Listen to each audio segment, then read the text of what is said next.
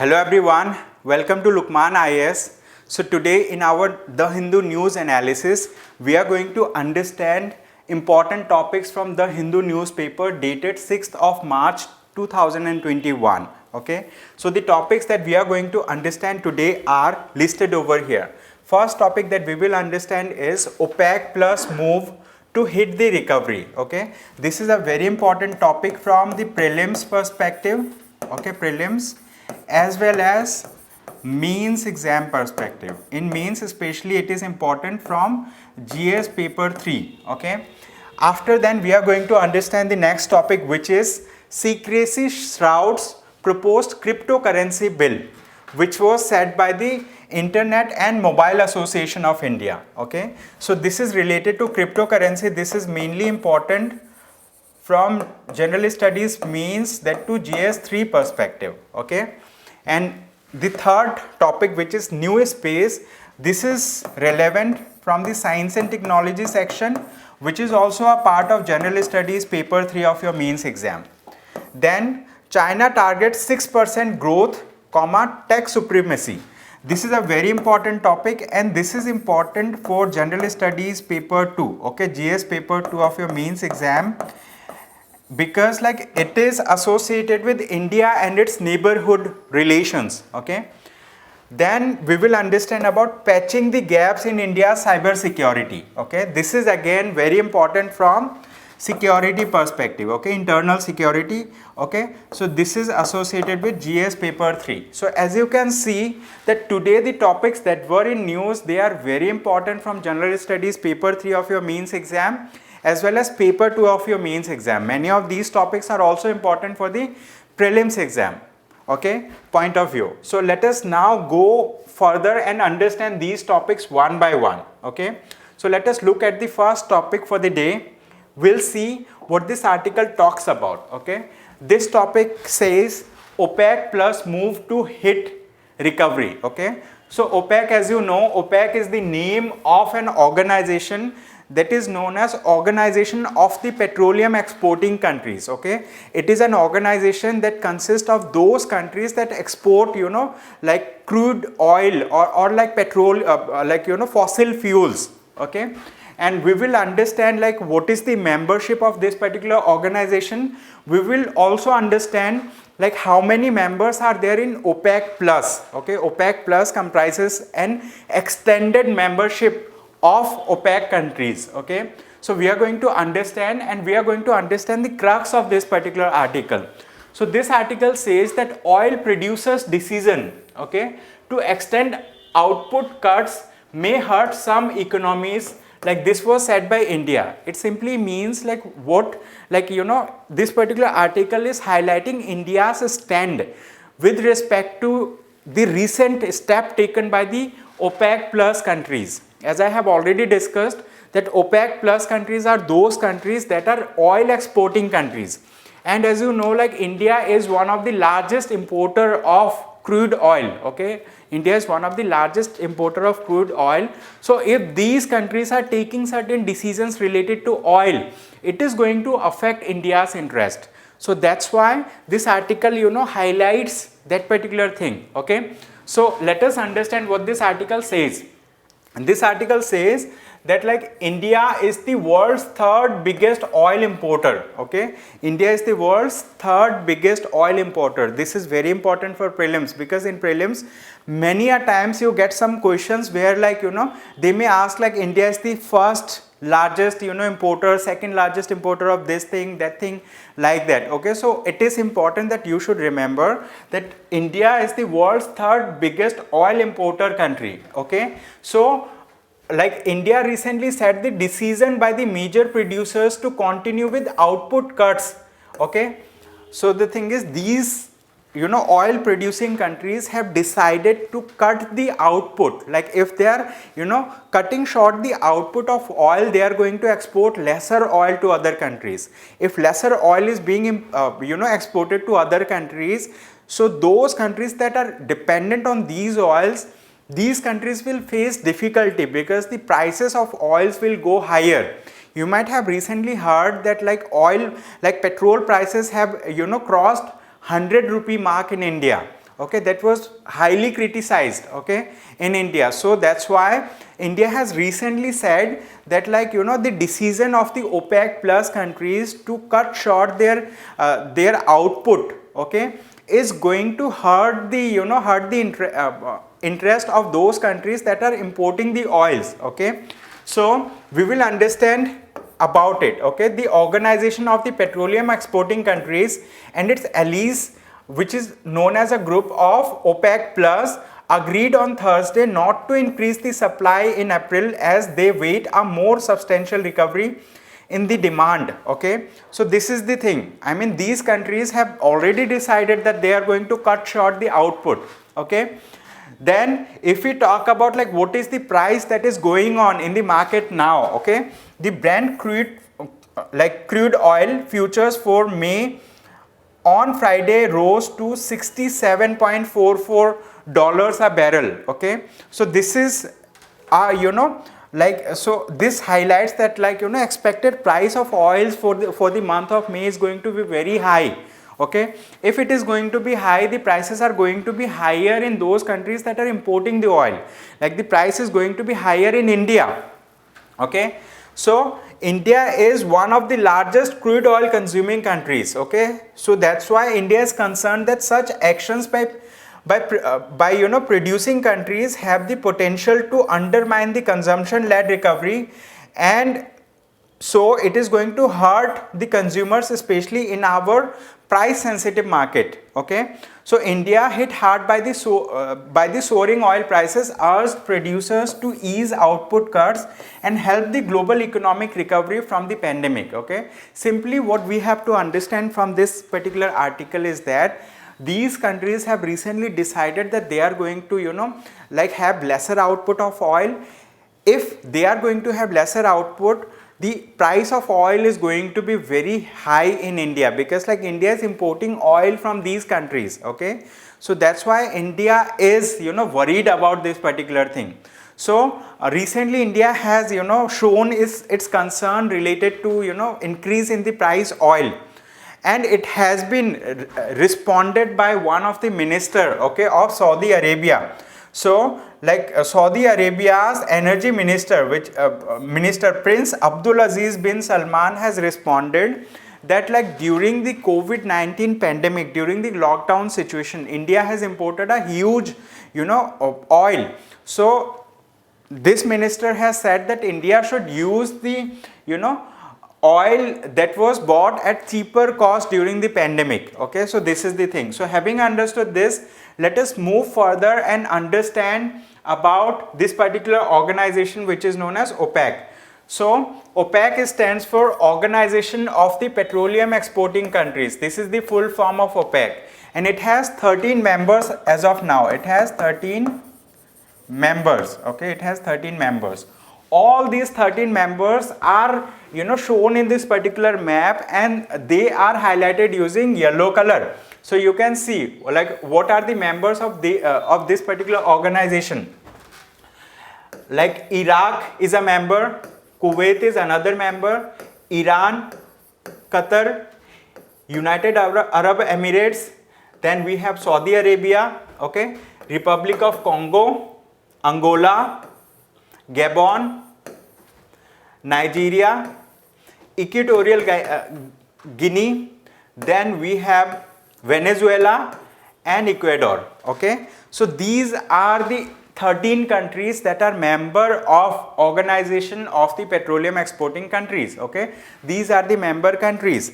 And, like, what does OPEC plus constitute, okay? When we talk about OPEC plus countries, these OPEC plus countries also include some other members, okay. Like, these are other members that are not part of OPEC, like, these are the extended group of oil producing countries. So, like, if we include these countries to, you know, in the list of these countries, this will comprise the OPEC plus countries. So these are OPEC plus countries. It comprises Azerbaijan, Bahrain, Brunei, Kazakhstan, Malaysia, Mexico, Oman, Russia, South Sudan and Sudan. So these are OPEC plus countries, okay. So they have recently decided to cut short their oil output, okay, and it is going to hurt the sentiment of those countries who are, oil importing countries, okay. So having understood the first topic, let us quickly move to the next topic. We will understand about this topic, which says secrecy shrouds, okay, proposed cryptocurrency bill, okay. So what is this article talking about? That government of India has already proposed to introduce a cryptocurrency bill, but that cryptocurrency bill has not yet been made public, okay. So that's why the Internet and Mobile Association of India has raised concerns related to the secrecy, okay, about the cryptocurrency bill, okay. So this Internet and Mobile Association of India has criticized the government, that government is keeping secret, okay, about a bill that it is going to come forward, okay, in the parliament, okay. So we will understand about it, that government is maintaining some secrecy about the cryptocurrency and regulation of official digital currency bill, okay. This is the name of this bill. You have to remember the name so that you can write down in your mains answer, okay. So if a question is asked related to digital currency or cryptocurrency, you can write down the name of this particular bill, which is known as Cryptocurrency and Regulation of Official Digital Currency Bill 2021, okay. This is the name of the bill, which is going to be passed by the central government, but the bill's draft is yet not made public, okay. That's why the Internet and Mobile Association of India has raised concerns about it, okay. So now this particular organization, Internet and Mobile Association of India, has said that India has more than 10 million buyers and sellers of cryptocurrency, okay. Means like India has a very huge or very large user base of cryptocurrency, okay. We have more than 10 million buyers and sellers of cryptocurrency, which is constituting 10 to 15% of the global user base, okay. And many entrepreneurs, means like those people who are investing their money into building the infrastructure related to cryptocurrency, they have invested a huge amount and they have employed a huge number of people, okay, in developing those technologies that can streamline the cryptocurrencies, okay. So the thing is, it says that many entrepreneurs have already built their businesses around cryptocurrency, and also hundreds of techies and are deployed in building the required software platforms and trading infrastructure for cryptocurrency exchanges, okay. So it says, the Internet and Mobile Association of India says that if the government has plans to ban cryptocurrency, if government wants to ban cryptocurrency, it can ban the cryptocurrency just by an official notification, okay, or through an executive order. It does not require a bill for that purpose, okay. So why the government is making us wait for so long just for a cryptocurrency bill, okay. This is the thing. So in this perspective, we will understand about what is cryptocurrency. We are going to understand what is cryptocurrency. Then we will understand about this particular body, Internet and Mobile Association of India, okay. Be with me. So I am going to discuss in detail about, like I have already discussed what is Indian user base. Like India has 10 to 15% of the global user base who are using the cryptocurrency or dealing with the cryptocurrency or in bitcoins, okay. Then many entrepreneurs have invested, like we have discussed about it, okay, already. So let us understand what is cryptocurrency, okay. We are going to understand what is cryptocurrency, okay. So cryptocurrency is a digital asset, means like you have money, okay. Like if you have money in paper format, so it is like a government tender type of thing. So you have the money, but like if you have the money in digital format, okay, so like one of the form of money in digital format is cryptocurrency. So it is a digital asset, okay. Cryptocurrency is a digital asset that works, okay, as a medium of exchange. It works as a medium of exchange wherein an individual who owns a cryptocurrency, okay, he can send his cryptocurrency to someone else, and these are stored in a ledger, okay. These are stored in a ledger existing in the form of computerized database using a strong cryptography to secure the transaction records, okay, and to control the creation of additional coins, okay, and to verify the transfer of the coin. So this is cryptocurrency, okay. In short, like if you want to discuss what is cryptocurrency, cryptocurrency is a digital asset that is stored digitally, it is transacted digitally, and for transactions to happen, okay, peer to peer, like there is no central authority who takes care, who overlooks the cryptocurrency. It is validated peer to peer, and creation of new cryptocurrency is also regulated, okay, and additional coin creation, everything is regulated through a peer to peer transfer mechanism, okay, through a cryptographic system. So there is no central authority like the Reserve Bank of India or like the federal bank, like that, okay. So this is cryptocurrency. So the first cryptocurrency, okay, in the world was Bitcoin, okay. First cryptocurrency was Bitcoin. So it was released by Satoshi Nakamoto, okay. It is the name of the person who has released the cryptocurrency, okay.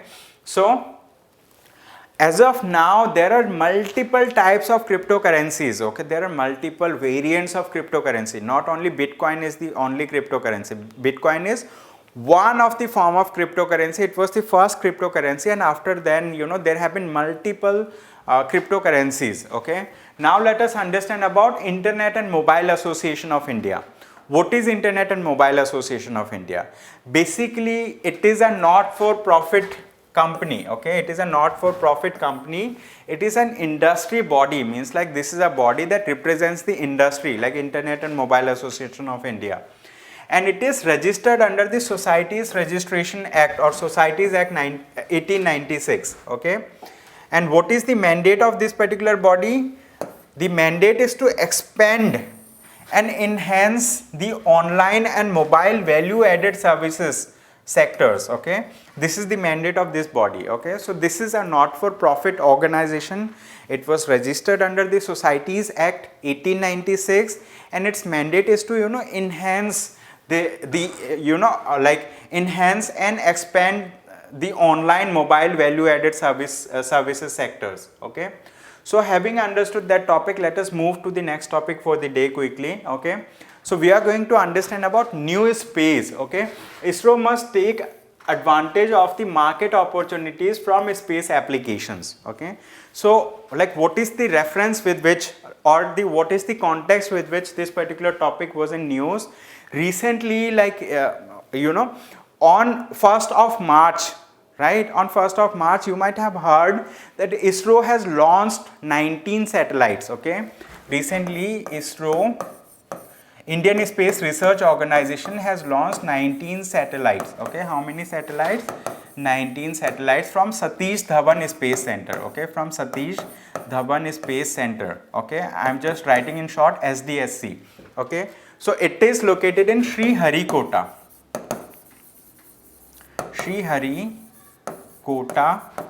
Tamil Nadu, okay. It is located in Sriharikota, Tamil Nadu, okay. So ISRO has launched 19 satellites, and one of those 19 satellites was Amazonia 1, okay. There was a satellite which is known as Amazonia 1. It was also launched by ISRO, okay. This particular satellite belongs to Brazil, okay. Brazil has a forest which is known as Amazon forest, okay. So Amazon forest is facing huge threat because forest fires happens frequently over there. So Brazil wants to monitor like how the forest is being is depleting from Amazon region. For that particular purpose, they have launched a dedicated satellite for this purpose, which is known as Amazonia 1. It is going to be a Earth observation satellite, okay. It is going to be a Earth observation or remote sensing satellite, okay. So it is going to see like how the Amazon forest is changing over time, okay. So this was one of the major launches, okay. This was the first launch of ISRO in 2021, okay. In 2021 this was the first launch of ISRO, and it was the first dedicated launch of 2021, okay, by a body which is known as NSIL, Okay, NSIL stands for New Space. Okay, it stands for New Space India Limited. New Space India Limited. Okay, NSIL stands for New Space India Limited. It is the commercial arm of Indian Space Research Organization. Okay, it was created 2 years back. It has already launched multiple, multiple satellites through ISRO. But for this particular organization, this was the dedicated launch, first dedicated launch, through ISRO. Okay, so this works. New Space India Limited works under the Department of Space, Government of India. Okay, so this particular article is saying that like India should take advantage of the market opportunities from the space applications. This article is saying that India has huge potential, okay, and India should utilize those opportunities and it should gain maximum from this thing, and it will also help showcase India as one of the leading, okay, one of the leading countries that have those, space technologies. Okay, so this article is simply highlighting like that what India should do. This article also says that like there is another body of ISRO which is known as Antrix. Okay, Antrix or Antriksh. Okay, there is another body of under ISRO that is known as Antrix. This is also a commercial arm of ISRO, and this article says like there are little ambiguity, like what is the difference between these two bodies, New Space India Limited and Antrix. Okay, so it says that like in the recent future, coming days, it will be much clear, right, what opportunities are there with the New Space India Limited. So like this New Space India Limited is providing government services, ISRO services. It is making the services of ISRO's available to the Indian industry, okay, those industry that are working in a space sector. Okay, and at the same time it is helping ISRO collaborate with other countries as well. Okay, so this is a very important article, and this article is important from General Studies paper 3 perspective, science and technology. Okay, so having understood this, let us understand the next topic for the day. This is the fourth topic. We are going to understand about it. It says China targets 6% growth, tech supremacy. Okay, so why this particular article is important? Because as you know, India and China, okay, India and China are neighbors. Okay, India and China are neighbors. This is one thing.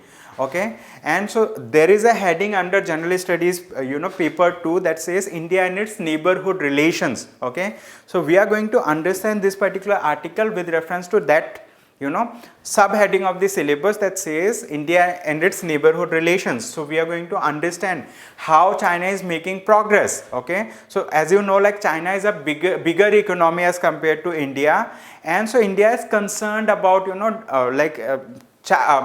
growing hegemony or influence of China. Okay, so that's why this article is very important for us to understand like what is happening in China. Okay, so China, as you know, China is a communist country. Okay, China is a communist country. So this article actually showcases two important factors. One of the factor is that the Chinese government, okay, has proposed some developmental measures, some economic measures. Okay, so that talks about so the first important issue that we are going to talk about is growth. Okay, growth proposal. Okay, growth proposal of China. Second thing under this article that we are going to talk about, overhaul of Hong Kong's. Okay, overhaul of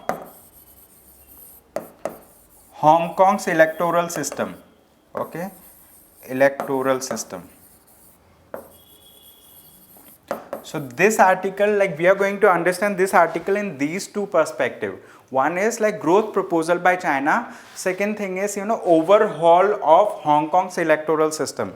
When we talk about growth proposal of China, this article says that, the National People's Congress is the, party that controls the legislature in China, this National People's Congress has recently moved the next 5-year plan for China. Okay, the 5-year plan for China.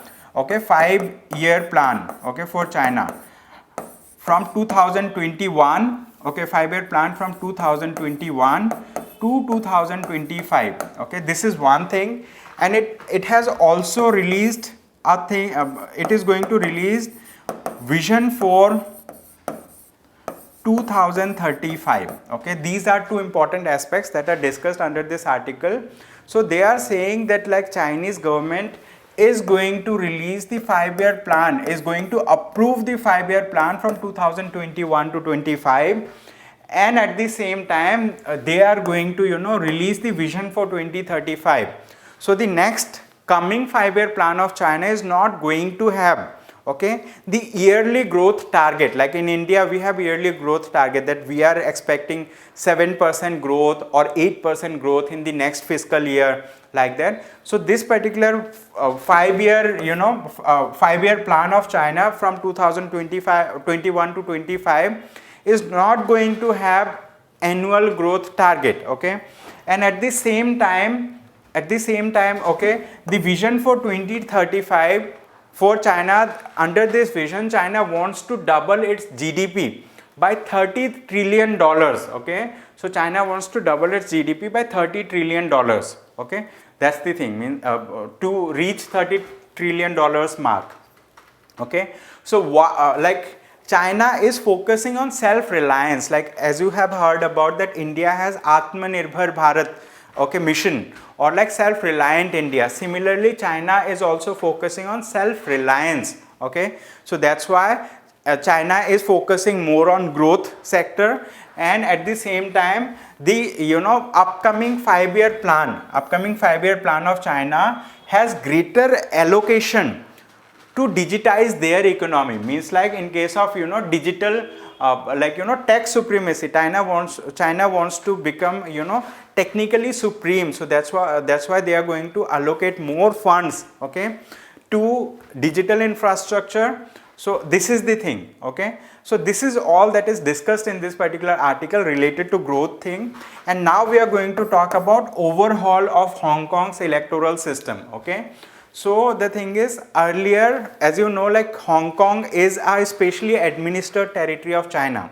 Okay, Hong Kong is a specially administered territory of China, and China considers Hong Kong to be its integral part. But Hong Kong says that we are not integral part of China, we are independent. Okay, but the thing is, there is some kind of mechanism under which Hong Kong is being controlled by China. So Hong Kong has a legislature. Okay, it makes laws for itself, and that legislature has 70 members. And out of those 70 members, 50% of the members, means 35 members are directly elected. 35 members are directly elected. Rest 35 members are nominated by the election committee in Hong Kong.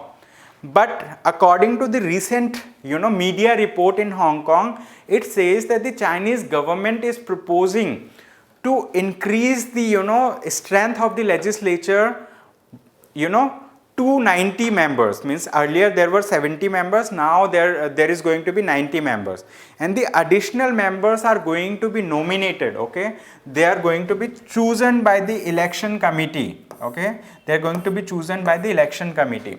So if election committee is choosing more members, so directly elected members will be lesser, and they will have lesser say into the law making process in Hong Kong. So this is all about this particular article. So I hope you have understood about the developmental like a story in China. So having understood this, let us talk about the next topic for the day. Okay, so this is the last topic that we are going to discuss. This is also very important from General Studies 3 paper, GS paper 3 of mains, GS paper 3 of mains. This is a very important topic. Okay, why? Because this particular article discusses about India's cyber security. What it discusses? It discusses about India's cyber security. So it is very important for us to understand about this particular topic. Okay, this topic says that doctrinal clarity and institutional coherence are essential for robust cyber security posture. Okay, we should have a doctrinal clearance, means like we should have a cyber security doctrine in India, and at the same time we have institutional coherence, means like we might be having various institutes in India that are looking after the cyber security, okay, in India, but like there is no coherence. Okay, like most of the institutions are working in silos, means like they are working independently from one another.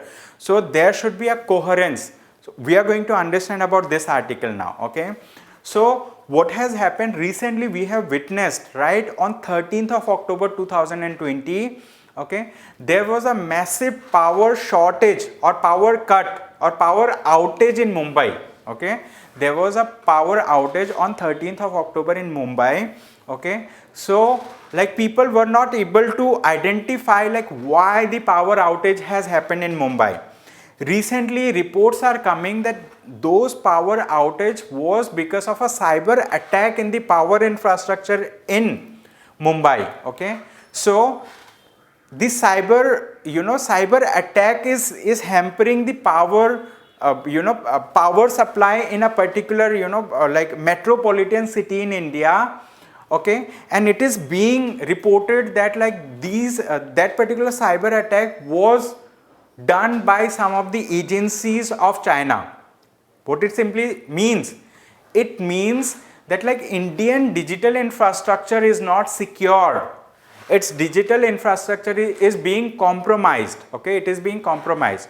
So the authors of this particular article proposes that Government of India should take proper measures to make doctrinal clarity related to cyber security infrastructure in India, and at the same time, okay, and at the same time India should have institutional coherence among those institutions that are dealing with cyber security. Okay, so let us understand about what is institutional framework in India that deals with cyber security. We are going to discuss in detail about the institutional infrastructure in India. Okay, so let us talk about institutional infrastructure or framework. Okay, so we have the Prime Minister's office. Okay, so Prime Minister's office includes various cyber security infrastructure under its portfolio. Okay,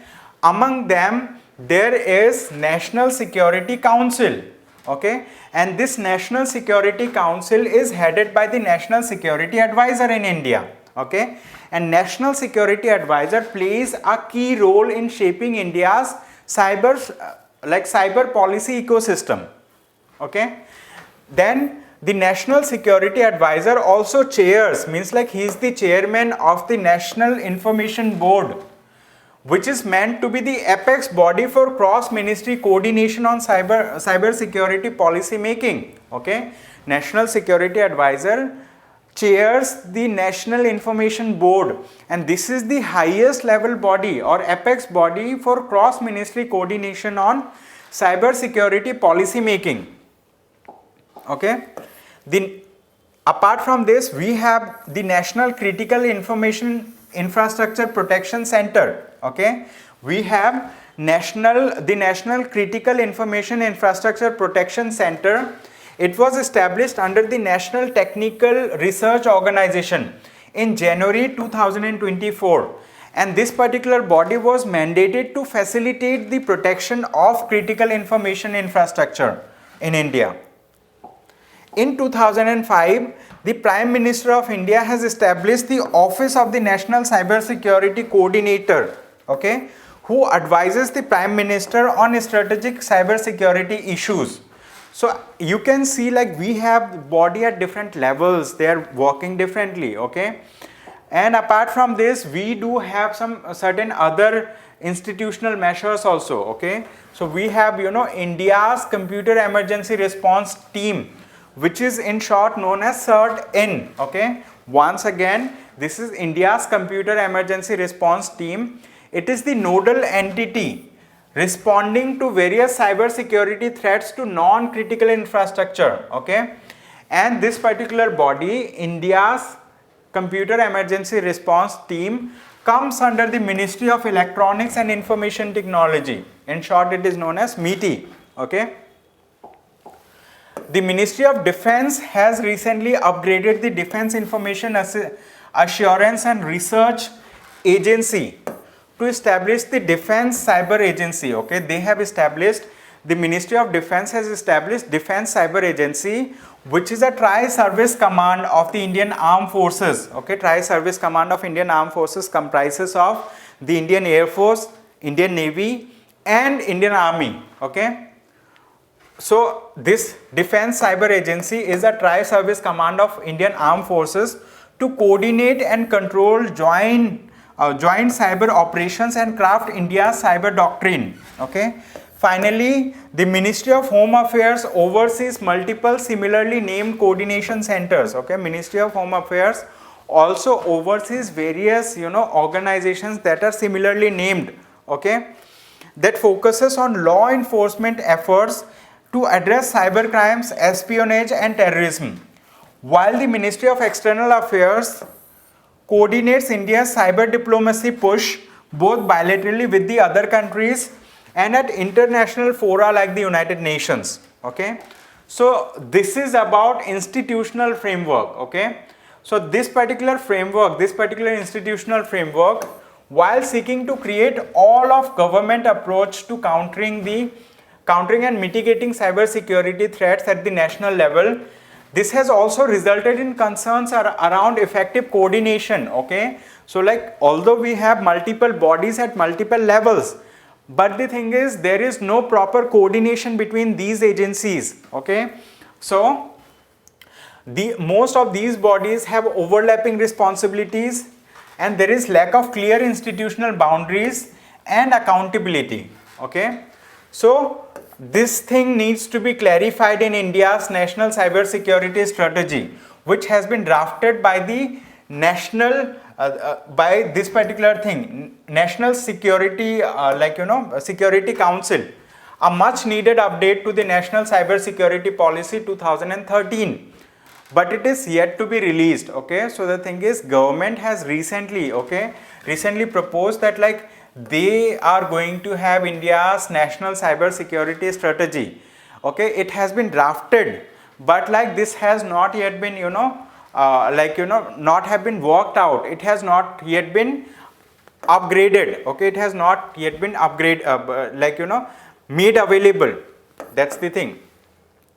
So do we need a doctrine on cyber conflicts? Yes, we need a doctrine. Doctrine means a kind of coherent policy. Okay, for cyber conflicts. So like we have a nuclear doctrine. When we talk about we have a nuclear doctrine in India which is known as no first use policy. Similarly, we also need a coherent doctrine for cyber security in India. Okay, so India is yet to clearly articulate a doctrine that holistically captures its approach to cyber conflict, either for conducting offensive cyber operations or the extent and scope of countermeasures against cyber attacks. While the reports indicate that India too engages in targeted cyber attacks, the rules of engagement for that too are unclear.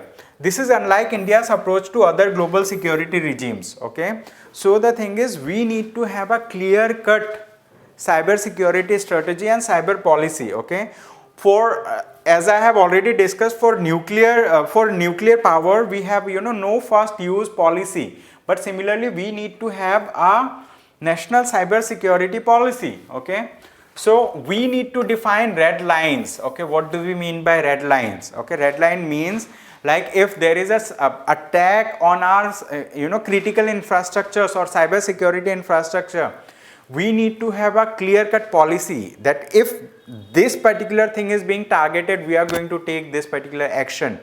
So we need to have that particular red line for us. Okay, why it is needed? Because like we have certain kind of critical infrastructure, for example healthcare infrastructure in India.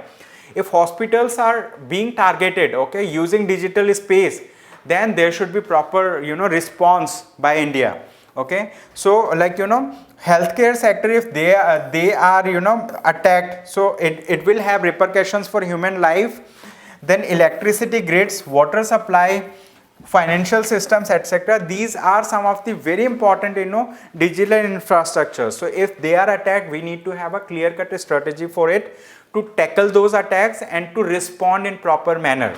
Okay, so India has been active participant at the processes within the first committee of the United Nations General Assembly dealing with the issues of disarmament and international security. Okay, so India has been part of the first committee of the United Nations General Assembly that was dealing with the disarmament and international security. Okay, so while Indian delegation has made public some of their intervention, India's long-term strategic thinking on core issues of debate at these fora remains relatively unknown. Barring a few statements by public officials, including the authors have named few personals, so I'm not going to name them.